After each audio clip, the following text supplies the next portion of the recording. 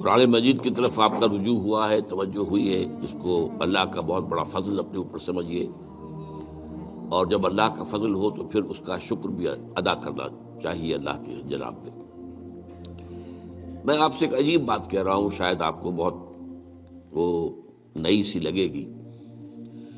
قرآن کو ایسے پڑھیے جیسے بدو پڑھتے تھے۔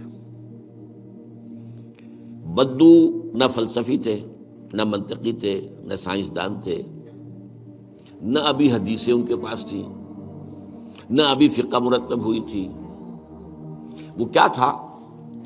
عربی زبان، یہ ان کی اپنی تھی۔ تو شرط اول جو ہے قرآن مجید کو سمجھنے کے لیے، وہ عربی زبان کا صرف اور نحو صحیح جاننا یہ لازم ہے۔ پھر قرآن کے متن ہی کو اصل سمجھیے۔ البتہ یہ ہے کہ اس کو آپ سمجھیں کہ یہ پہلا مرحلہ ہے قرآن پر غور کا، قرآن پر فکر کا، قرآن پر سوچ کا۔ اس کے بعد اگلے مراحل بھی آئیں گے۔ اسی قرآن سے پھر قوانین جو ہے واقف ہونے ہیں۔ اچھا، اس میں بعض سے واقعات ایسے ہیں کہ جو تو ایک تاریخی حیثیت رکھتے ہیں، اب ان میں اس واقعے کے ضمن میں تفصیل میں کہیں کوئی اختلاف ہو گیا تو کوئی حرج واقع نہیں ہوتا۔ ابھی میں مثال دیا کرتا ہوں کہ میں چند جملے ابھی آپ کے سامنے یہاں ادا کروں، اور پھر 10 منٹ کے بعد پوچھا جائے آپ سے تو ہر شخص جو ہے اس کو کہے گا، وہ جواب جو میرا دے گا وہ مختلف ہوگا اس کا، اس میں اس کی اپنی بات بھی شامل ہو جائے گی۔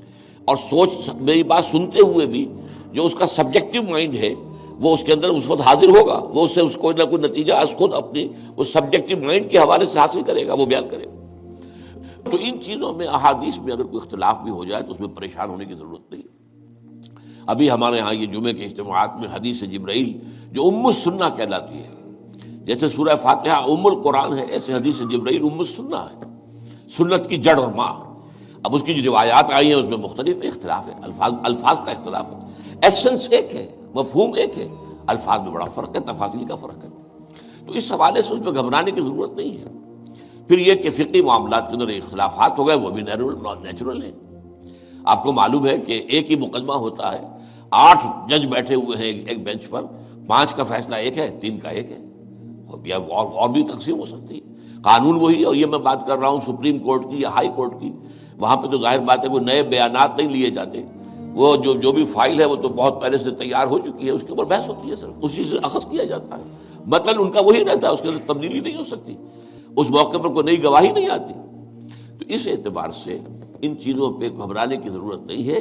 البتہ آپ آغاز جس طریقے سے کریں وہ میں نے آپ کو بتا دیا ہے، اس میں یہ کہ آپ اصل میں ان تمام جو چیزیں ہیں اضافی، ان سے ذرا صرف نظر کرتے ہوئے عارضی طور پر پہلے قرآن کو ایسے پڑھیے جیسے بدو پڑھتا تھا۔ اور وہی بات تھی کہ بدو پھر جس طریقے سے موٹیویٹ ہوا ہے، بدو سے مراد میں صحابہ کو عام طور پر لفظ دے رہا ہوں، یہ ان کی اس کے لیے وہ نہ سمجھیے کوئی توہین کی بات ہے، مطلب یہ کہ میں اس معنی میں کہہ رہا ہوں کہ وہ لوگ فلسفی نہیں تھے، کوئی پڑھے لکھے لوگ نہیں تھے، بلکہ امت کا نام ہی ہے یہ جو ہے امیین، ان پڑھ لوگ، ان پڑھ، ان لیٹرڈ ون، حضور کی شان بھی یہی ہے، امی ہے۔ تو انہوں نے قرآن کو جس طور سے سمجھا ہے وہ ہے بہترین طریقہ قرآن کو سمجھنے کا، اور اسی سے پھر وہ صحیح موٹیویشن ہوتی ہے کہ انہوں نے تن من دھن سب لگا دیا اللہ کے دین کے لیے، اور اللہ کے دین کو غالب کر دیا۔